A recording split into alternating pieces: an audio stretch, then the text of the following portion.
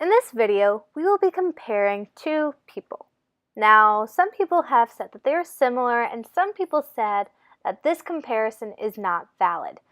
I'm just here to provide facts. I'm not going to be saying that you have to believe one way or another. This is just going to be laying out some facts with some philosophy and theoretical criticism as well. So we will be looking at Burke today. Kenneth Burke was an American person, and he was really cool. He really studied like the human though. And so this one paper or thing he wrote was the rhetoric of Hitler's battle. And this is very interesting. He criticizes, of course, Hitler and all of what he has done. And he has all these really interesting facts about him. And there's this really weird thing that he has done, and it's the unification devices. And this really does show all the things that Hitler has done, and it really shows how he came to power. One of them being inborn dignity. And this is when the person is really like, they just have a right to the power and that they're better than other people. And then we also have projection. And this is kind of just to the bare bones scapegoating. Now, scapegoating is when you blame another person for a reason of some sort, you know? And so this is really a horrible thing to do. And of course, we know him to have scapegoated Jewish people. I mean, he killed millions or thousands of them. And then he killed just anyone who wasn't an Aryan race, you know? And then we also have symbolic rebirth. And this again goes with projection, but it also goes with almost denouncing their ancestors and rising above. So it kind of just goes along the lines of all that we know of Hitler, you know, acting like he's better and going with those actions. But then finally we have commercial use. And this is really attacking. It's really making the entire population that has now like listened to Hitler really grasp onto these ideals. And this is really scary. You know, like all of them are scary, but this one's kind of scariest because it's like he's getting in, everyone is getting in on the action of all of what Hitler wants them. And I would like to draw a comparison to Donald Trump. And now I know a lot of people, I like to watch The View, and one of them, I forget, she said, we cannot draw this comparison. But I do think that, like, there is some validity to this comparison. If we just go with these four unification devices, inborn dignity, Trump does think that he is better than people. He has said that quite flatly out. Projection devices, Trump has really attacked Mexican people. I mean, we're building a wall to prevent people coming into this country from Mexico. And so that really is the projection and scapegoating. The symbolic rebirth, he's wanting to make America great again. This is very symbolic and very much so a rebirth of America.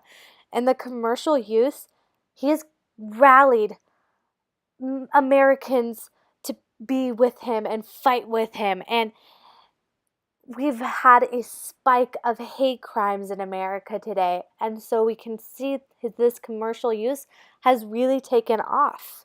So I do think that there is a validity to this conversation. And so here's a small clip of Trump. They're bringing drugs, they're bringing crime, they're rapists, and some, I assume, are good people. How can you succeed when you say things like that? Well, you can't, again, Gail, if the question is how can you become president, you can't by saying things like that. But he did become president. But is his ways actually presidential, or are they more like a dictator? because so often his policies really show him to want to become a dictator of America as opposed to being a president. So I think that's kind of an interesting thing that I thought when I saw that clip. Now, Burke has this very interesting thing that goes throughout the entire article of the rhetoric of Hitler's battle. And it's really concentrating an effort on a single enemy. Trump does have a lot of enemies in the world, I guess. But he has mostly drawn his eyes to Mexico and Mexicans. And like you had seen in that clip before, that was his first campaign speech for this time running, he ran before.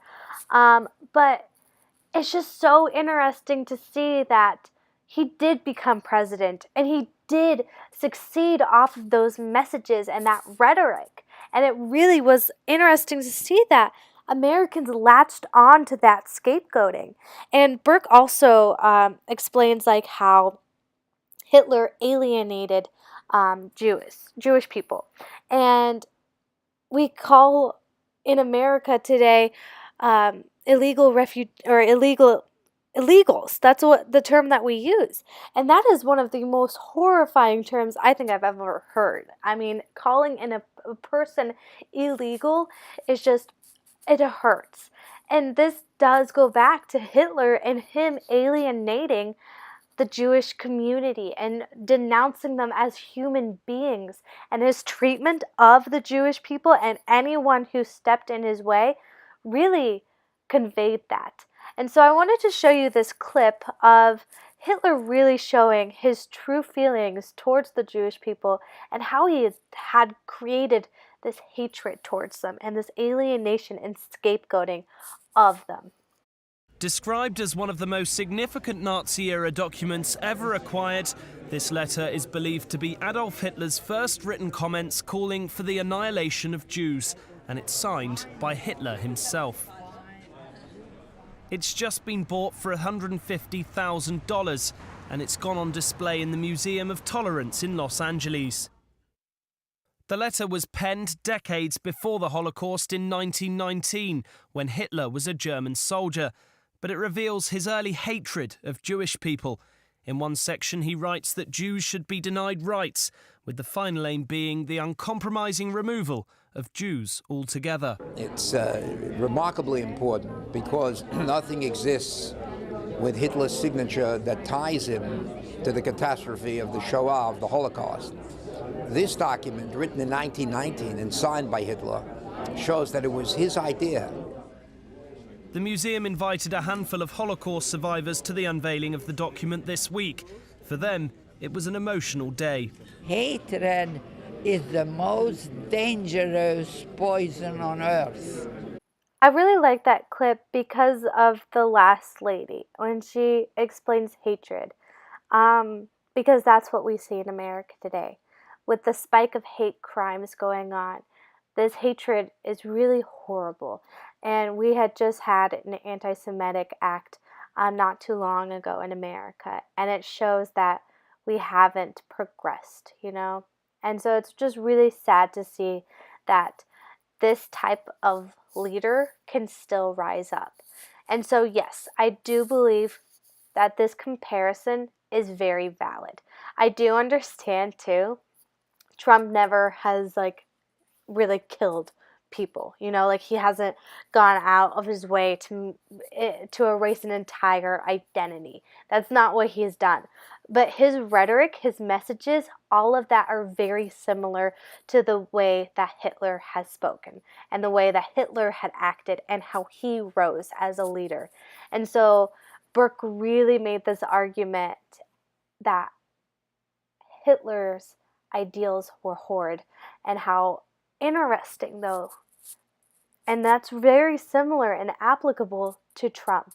So yes, I think it's valid, and I do think that we need to realize and understand how to stop someone from to go that high again.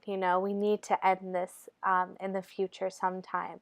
But again, this was just a comparison. You can draw your own conclusions. Just start spreading happiness. That's all I can really say.